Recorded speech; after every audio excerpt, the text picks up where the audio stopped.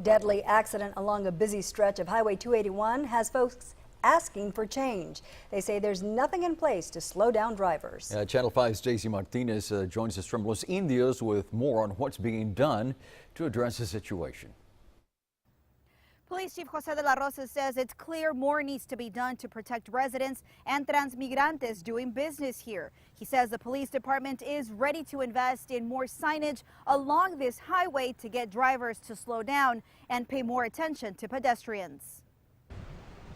Los Indios police were back at the scene of a fatal accident today looking for more clues as to how a man waiting to cross the road was hit and killed by an oncoming pickup. The accident Friday left a Honduran transmigrante dead. Marisa Peña lives just yards from where the accident happened.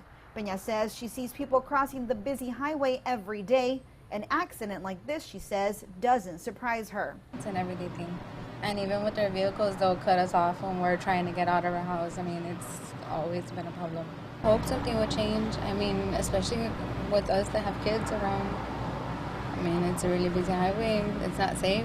Speed limit signs are posted along the stretch of road. Peña says most drivers ignore them. It's 45 miles per hour, but a lot of times these vehicles are probably going 55, 60. Los Indios Police Chief Jose de la Rosa says talks with the state are underway to find out what safety improvements can be made. We have a brand new highway. It was just finished about a month ago. So what's going on is people are kind of thinking, you know what, they're going fast. I mean, we have gotten people going 78 miles an hour using this area. He says there is no crosswalks in town and there isn't enough city funds to create any crosswalks right now, but there is enough money to add signage.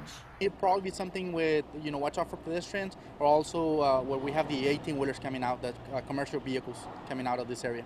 This week we will have meetings with the Department of Transportation to see what can we do in this area. Eddie Joe Dosal witnessed the fatal accident. He says the victim was his close friend who had been traveling through this area since the late 1980s. That was an accident that was not supposed to have occurred. He says safety upgrades can be made, but ultimately, we have enough law enforcement. They do a great job, but it all comes down to the individuals driving the vehicles. Some they're texting and who knows whatever. He's asking drivers to pay more attention when they cross through his hometown. The police chief says while they wait for those changes, his officers will continue to strictly enforce the speed limits and cite people. He says on average, people are speeding through this small town 14 miles above the speed limit.